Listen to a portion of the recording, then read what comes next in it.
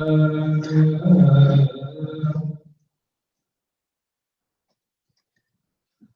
على الفلاح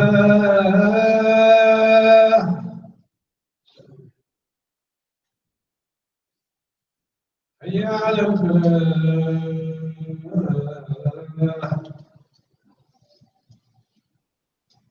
الله أكبر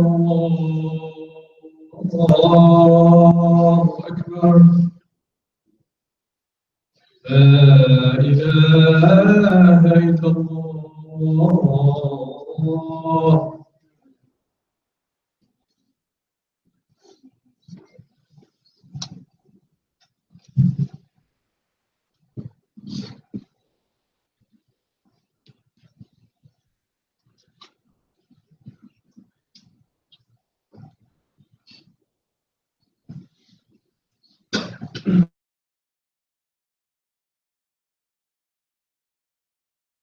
من شرور أنفسنا ومن سيئات أعمالنا إنه من يهده الله فلا مضل له ومن يضلل فلا هادي له وأشهد أن لا إله إلا الله وحده لا شريك له وأشهد أن محمدا عبده ورسوله صلى الله عليه وعلى آله وصحبه وسلم تسليما كثيرا.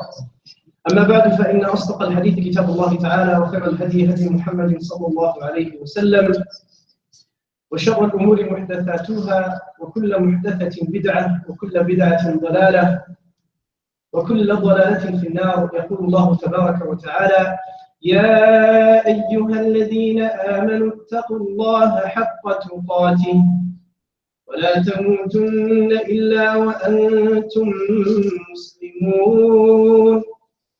ويقول سبحانه وتعالى: يا أيها الذين آمنوا اتقوا الله وقولوا قولا سديدا يصلح لكم أعمالكم ويغفر لكم ذنوبكم ومن يطع الله ورسوله فقد فاز فوزا عظيما.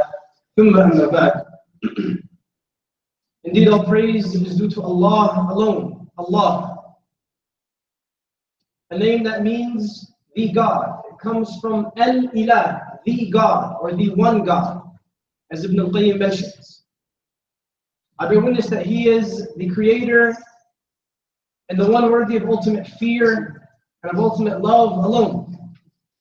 And I bear witness that Muhammad, alayhi salatu wasalam, peace and blessings be upon him and his companions and family, is the final and prophet messenger of Allah.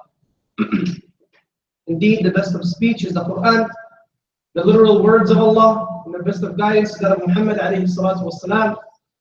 And the worst of matters are those that are newly invented in Islam, for every newly introduced matter is an innovation, and every innovation is a misguidance, and every misguidance eventually leads to the hellfire. We ask Allah to protect you and I from all punishments of this world and the hereafter. Allahumma ameen. Allah reminds us in the Quran and He says, O you who believe, Ya ayyuha alladhina amanu, have taqwa of Allah. Be God conscious as you live your life day in and day out. Have God on your mind. Be aware of Him. The awareness, the mindfulness, the consciousness that He subhanahu wa ta'ala most deserves. And do not die, وَلَا تَمُوتُنَّ إِلَّا وَأَنْتُمْ مُسْلِمُونَ, and do not die except while being in the state of submission to God and God alone, except while being Muslim. And as to what follows, when we look at the problems of the world today, whether it be here domestically in this country, where minorities are targeted, where people of color are targeted, where individuals' rights and civil liberties are threatened unjustly, or it be overseas, where scores of people are being massacred. A lot of places, they don't even get the media attention they deserve. You go back to Islam, you try to make sense of why these things are happening. And it comes down to a fundamental thing that you and I have learned and have been taught since we were kids.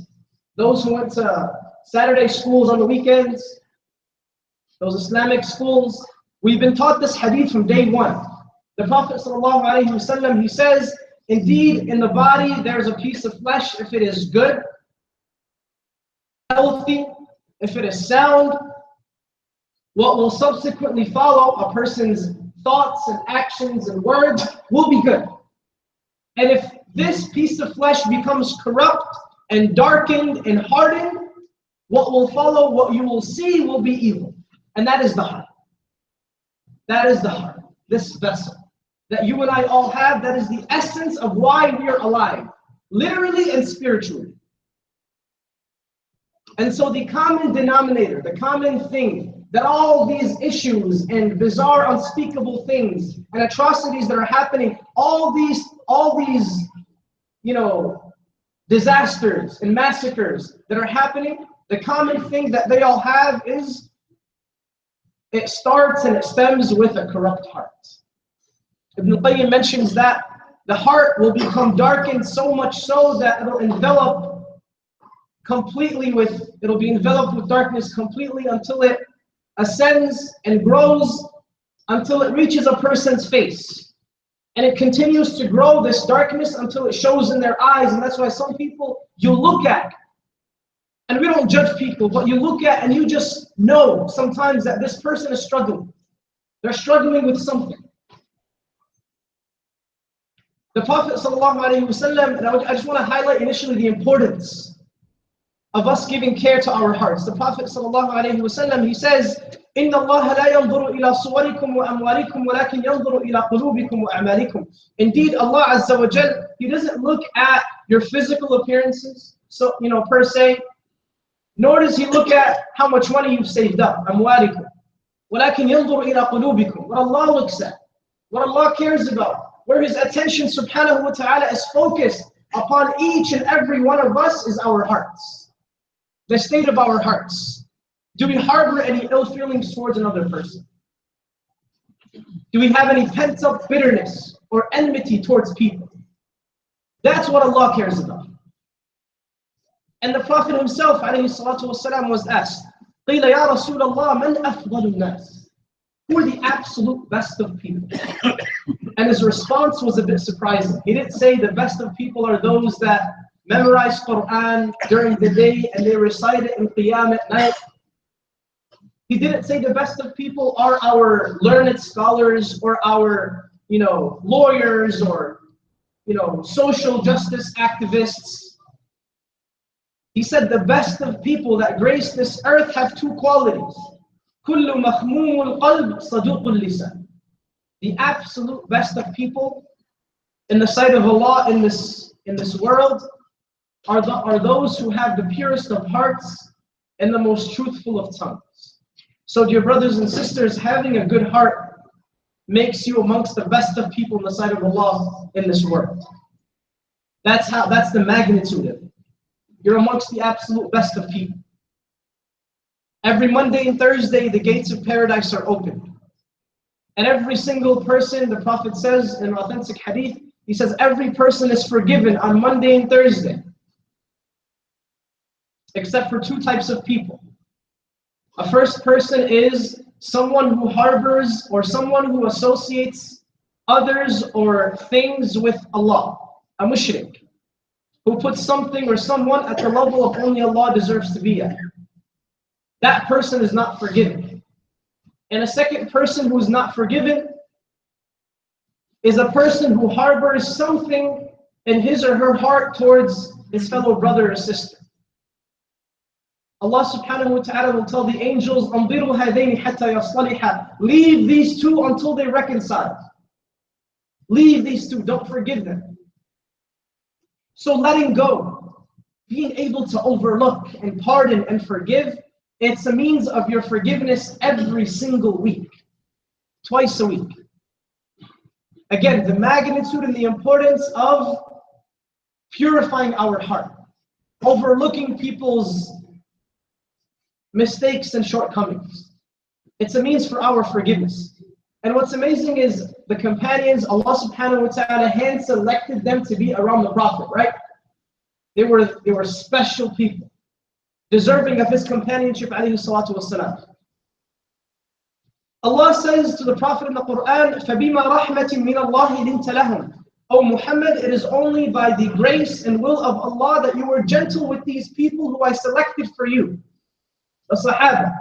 وَلَوْ كُنْتَ فَظًّا غَلِيظَ الْقَلْبِ, and if you were harsh in your, stern in your speech, harsh-hearted towards them, and they are the absolute best of people, the most patient of people, endure the most, if you were harsh-hearted with them, then فَضُّوا مِنْ حَوْلِكَ, they would have turned away from you. So, if they were in need, the companions, for someone to overlook their mistakes, for someone to lower themselves with them, to pardon them, then we in our times, are that much more in need to forgive each other, to pardon each other, to let go of grudges. In the Quran, Allah subhanahu wa ta'ala mentions 25 stories of prophets.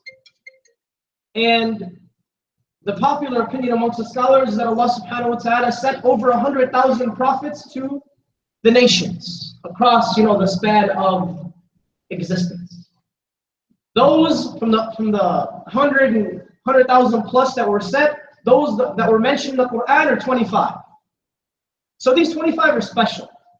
There's one story that Allah mentions in the Quran over and over again. It's the story of Ibrahim.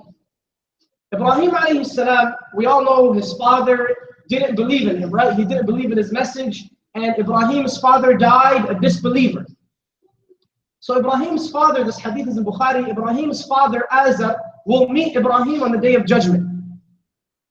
And he'll say, my son, the Prophet says, alayhi salam, he narrates a story that says, Ibrahim will meet his father, and Ibrahim's father Azar, who died a disbeliever, will tell his son Ibrahim, I believe in you today, so save me in front of your Lord. Ibrahim alayhi salam turns to Allah subhanahu wa ta'ala and says, Ya Rabbi, you promised me, وعدتني أنك لم تخزني وأي خزي أخزى من أبي الأبعد. And what humiliation, you promised you weren't going to disgrace me. And what humiliation or disgrace is worse than having my own father in front of all of humanity cast into your punishment, shunned from your mercy. And so Allah subhanahu wa ta'ala says to Ibrahim, O Ibrahim, إِنِّي حَرَّمْتُ الْجَنَّةَ عَلَى الْكَافِرِينَ, I have made my gardens forbidden upon those who disbelieved in me knowingly. And his father, Azar, Ibrahim's father, will be turned into a hyena and taken by his hind legs and thrown into the punishment. And Ibrahim makes a dua that Allah records in the Quran that correlates with the story, this hadith. Ibrahim says, وَلَا تُخْزِنِي يَوْمَ يُبْعَثُونَ يَوْمَ لَا يَنْفَعُ مَالٌ وَلَا بَنُونَ إِلَّا مَنْ أَتَى اللَّهَ بِقَلْبٍ سَلِيمٍ. Ibrahim says, next dua saying, Ya Allah, don't disgrace me on a day when everyone is brought back to you. A day when neither my money will save me or benefit me, the wealth that I've saved, nor my lineage or my offspring, my family name, where I come from. Am I white or black or Arab or non-Arab or a specific, locality in this country? None of that will benefit me. The only means of salvation on that day, إِلَّا مَنْ أَتَى اللَّهَ بِقَلْبٍ سَلِيمٍ. The one who meets his Lord, it could be a very simple person. The one who meets Allah having a pure heart, having this vessel purified. So, brothers and sisters, having a pure heart makes you amongst the best of people in this life. It's a means of your forgiveness in this life, and it's a means for your salvation in the afterlife. I want to mention one last story before I close, and the story happened during the conquest of Mecca. The thing that caused people to love the Prophet wasn't that he was a prophet. It wasn't that he was a prophet. That merely he was this very special person that received revelation from God. It wasn't that. That wasn't what caused a plethora of non-Muslims to accept Islam. That he was able to regurgitate information or throw out commands and prohibitions, do's and don'ts. It wasn't that. It was his ability to see good in every single person. His ability to forgive and overlook. To be able to connect and care for people on a human level before a spiritual level. Even if they were different than him. That's what caused people to gravitate towards this man. When he opened Mecca, he came back to Mecca. This is the same city that people kicked him out of. And he was in a position of strength.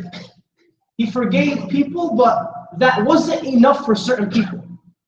They were still fearful. And so one of these people was Ikrimah. And Ikrimah, him and his dad both took up arms against the Muslims. And so Ikrimah, his dad had passed away. Abu Jahl was arguably the biggest enemy to the Prophet ﷺ. Ikrimah fled Mecca and he went towards Yemen when he heard the Prophet entering Mecca. So Ikrimah's wife goes to the Prophet, seeks the Prophet ﷺ and says, Ya Rasulullah, this is the case with Ikrimah, my husband, so please spare his life. Now I want you to imagine someone who tried to kill you. You saving his life and giving him that bounty is enough of a blessing. You tried to kill me. And now that I'm coming back in a position of strength when you're weak, and I saved your life, that in and of itself is enough of a blessing. I've done enough for you. And so he says to his wife, to Ikrimah's wife, tell Ikrimah he is safe, let him return. And Ikrimah comes back. Then he turns to the companions. And this is what I mean. This is how he embodied having a pure heart. It wasn't just lip service. He turns to the companions and he says, whoever of you sees Ikrimah, you know very well who his father was and the type of punishment and torture he put us through. Abu Jahl. Abu Jahl has died. Ikrimah's father has died. So whoever of you sees Ikrimah, and he is who he is, and his father is Abu Jahl, do not insult his father who has died. For indeed, ill speech and profanity do not reach the dead, but only harm those who are alive. He was able to care for Ikrimah's emotional well-being.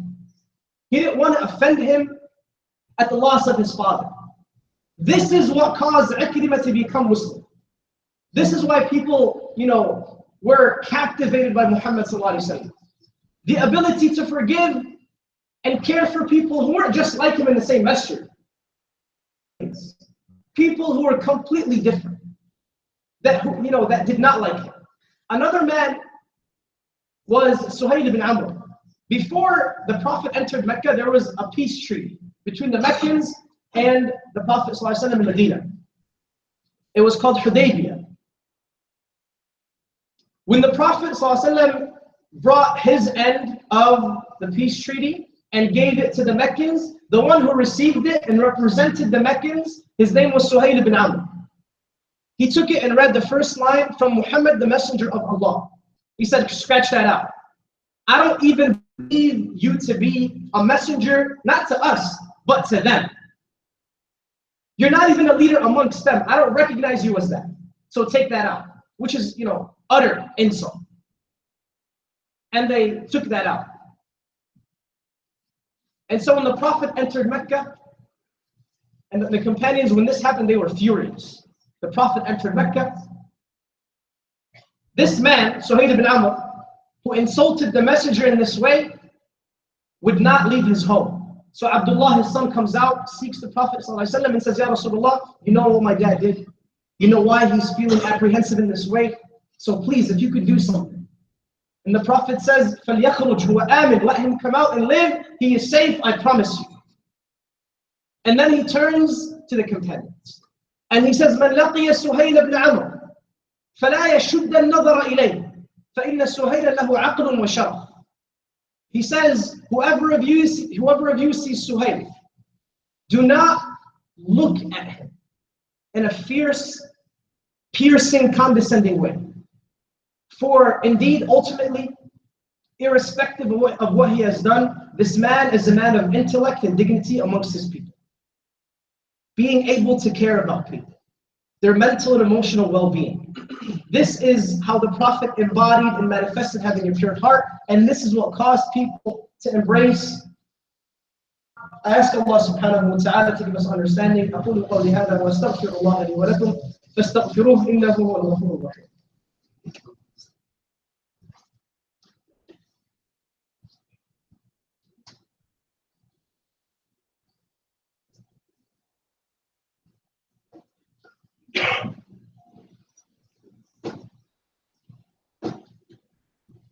الحمد لله رب العالمين وأصلي وأسلم على أشرف الأنبياء والمرسلين نبينا محمد وعلى آله وصحبه أجمعين الذين قال لهم الناس إن الناس قد جمعوا لكم فاخشوهم فزادهم إيمانا وقالوا حسبنا الله ونعم الوكيل رضي الله عنهم وأرضاهم أجمعين ثم أما بعد. So how can we attain a healthy, pure heart? And if brothers can move forward, inshallah. Jazakumullahu khairan. How can we attain a pure heart? Number one is to ask Allah, to make dua. And this goes for if you want to attain a pure heart, or if you want to buy a new home, or get a new job, or start a family, whatever it may be. The first step on that journey is to ask Allah, is to make dua.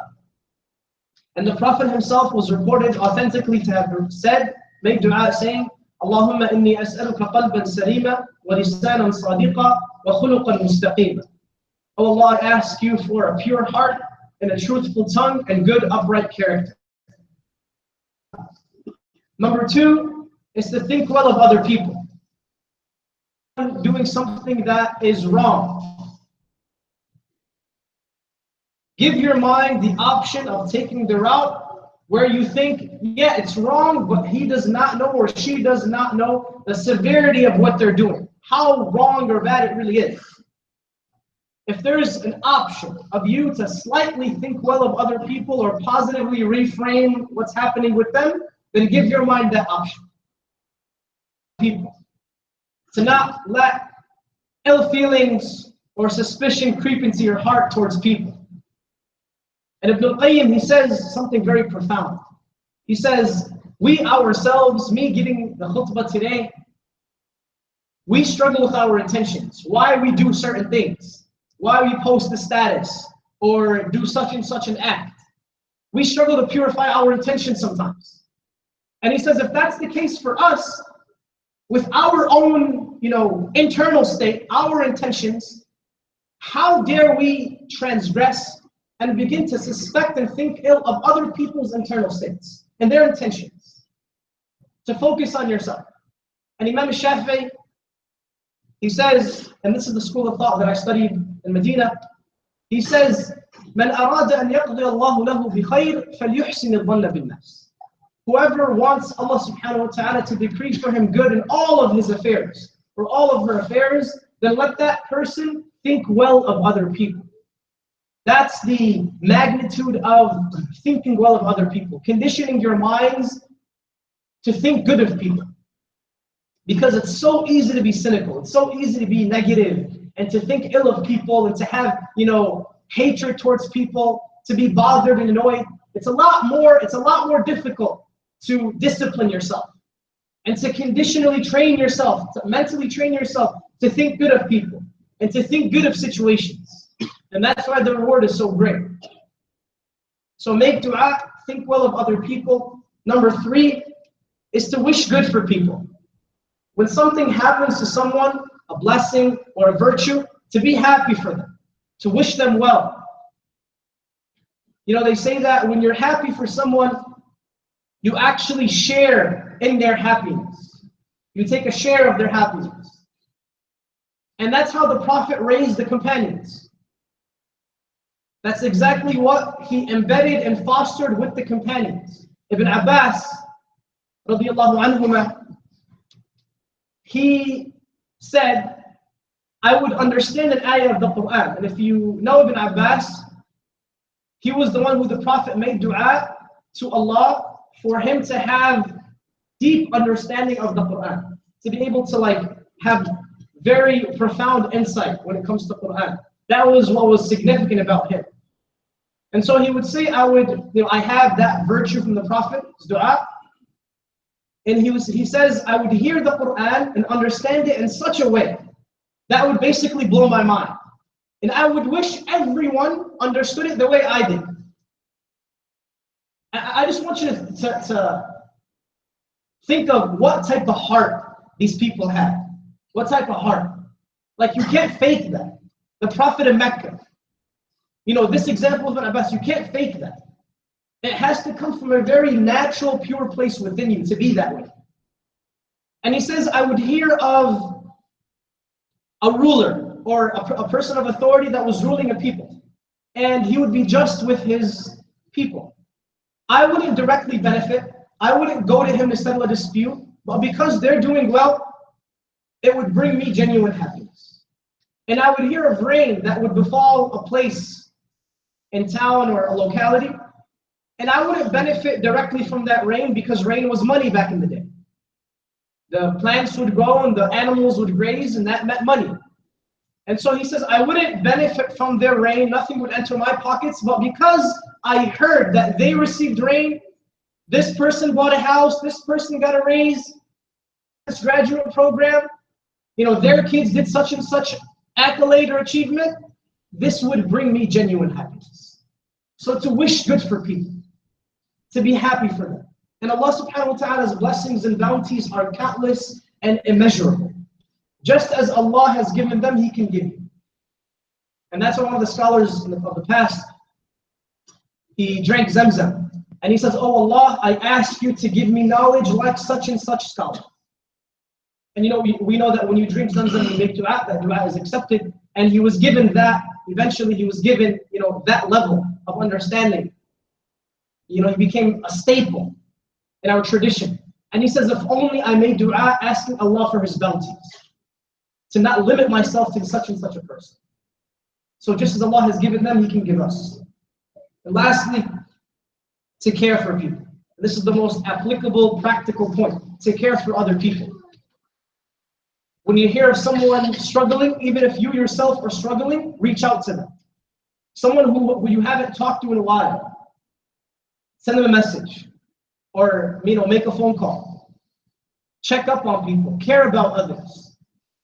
When there are initiatives in the masjid or in the community that, for example, we pack lunches for homeless people. We know that in LA there's a very large homeless community. We make food for them, and there's an initiative here in the masjid, or on behalf of, started by the masjid. Bring your families. When there's a lecture at night, a night talk by a speaker or whatever, on a Friday night or on the weekend, bring your family, even if it's for 20 minutes. Bring your family and attend. To actually care. There was a study that was done by the University of Buffalo in New York, and they tracked 1,000 people for 5 years. And these people were ages 30 to 90. Different professions, different ways of life, different experiences in life. And they used the state records of New York to find out if anyone died, was admitted to the hospital, and so on and so forth. And so within those 5 years, every 6 months, every 4 months, they would bring these people in, and they would say, okay, how was your past 4 months? Did you go through anything tough? And they found that every major stressful life experience, whether it be loss of a loved one, or a financial difficulty, or a divorce, or a personal struggle, every major stressful life experience, it increased that person's chance of dying by 30%. And that was true for everyone, 30 to 90, for everyone, except for one group of people. And that group of people, they were different ages, but they found that certain people, they were unaffected. They would lose a loved one, but that stress had zero effect on their life expectancy.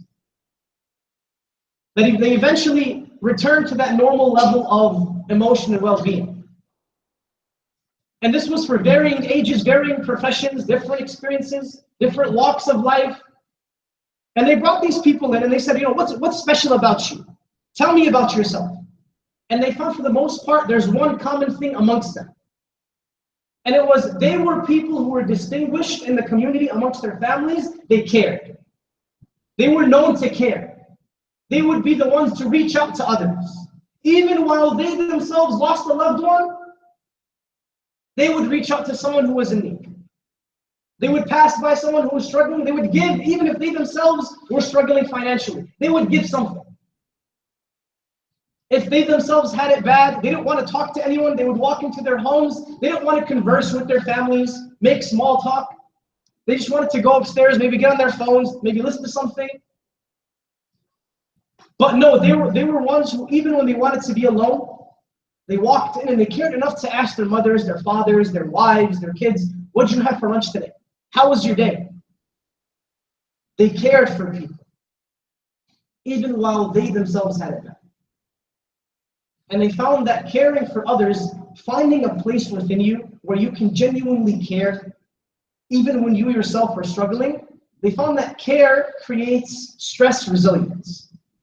And it literally wards off the harmful effects of stress, and it sustains longevity. It sustains a person's life. That's what care does.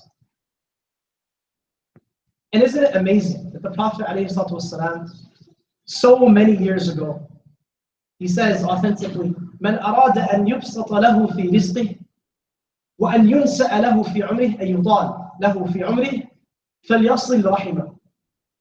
Whoever wants to receive more wealth, more sustenance, more blessings, and whoever of you wants to live longer, then let him or her care and begin caring first and foremost with your family.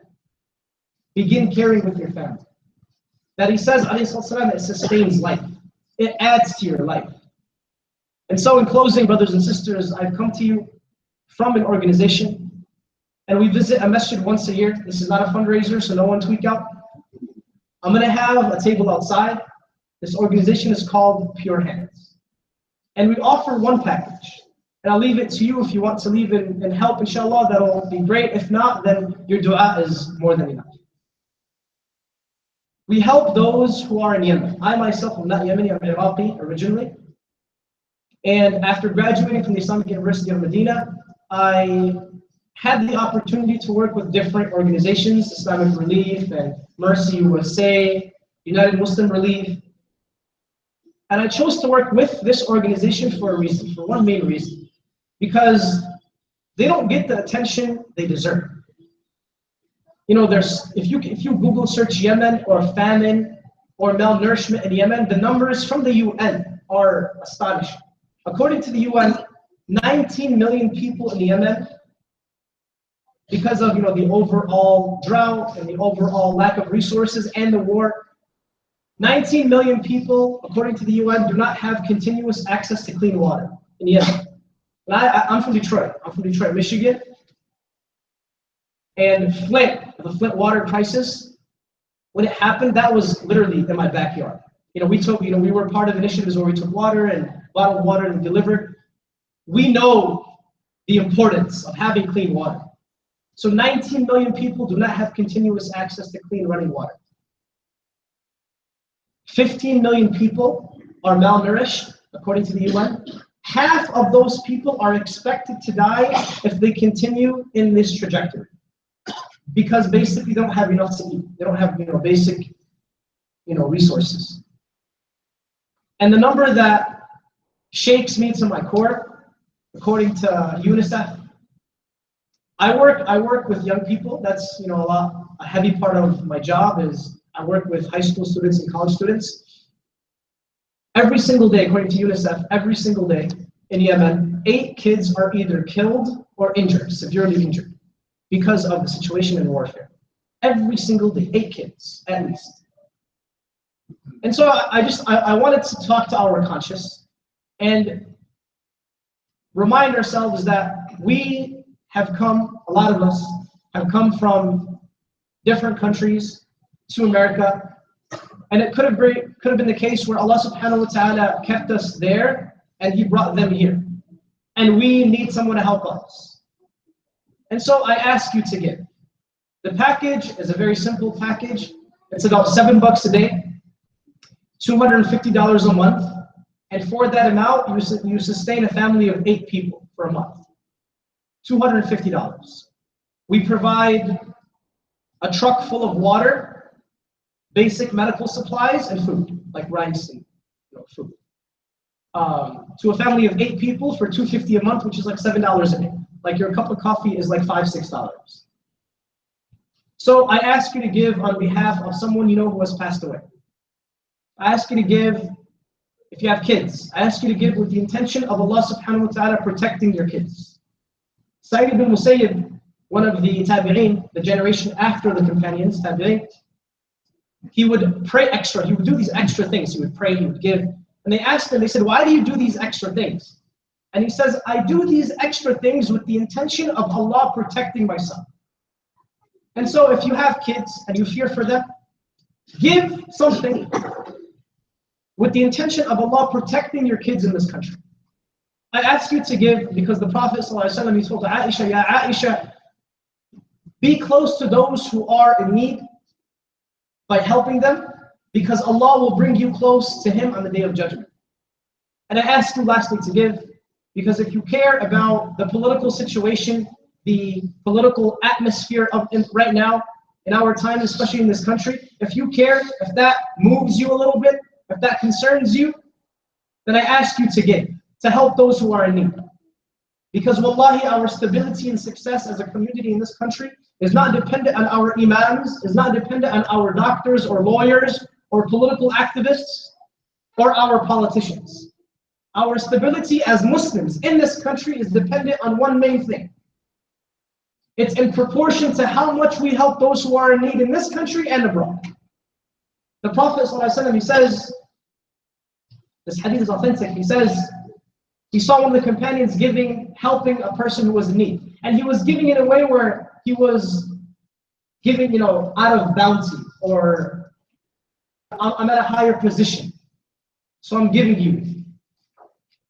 And he says to the companion, Wallahi, you are given victory, and you are given stability, and you are given triumph according to one thing, in proportion to how much you help those who are in need, because you are given victory by their prayers and sincerity. So if you care about our situation, I ask you to give with the intention of Allah giving us stability, helping those who are in need so Allah could help us. I ask Allah to forgive our sins, to accept our good deeds, to have mercy upon all those who have passed, to alleviate all of our stresses and burdens and sufferings, to accept our prayers, to increase our faith, to give us peace in our hearts, peace in our minds. I ask Allah subhanahu wa ta'ala to protect our families and to give us all long, healthy, blessed lives, and to accept from us and to answer our prayers and give us more than what we ask. Allahumma ameen. Welcome. الله أكبر الله أكبر أشهد أن لا إله إلا الله أشهد أن محمدا رسول الله حي على الصلاة حي على الفلاح قد قامت الصلاة قد قامت الصلاة الله أكبر لا إله إلا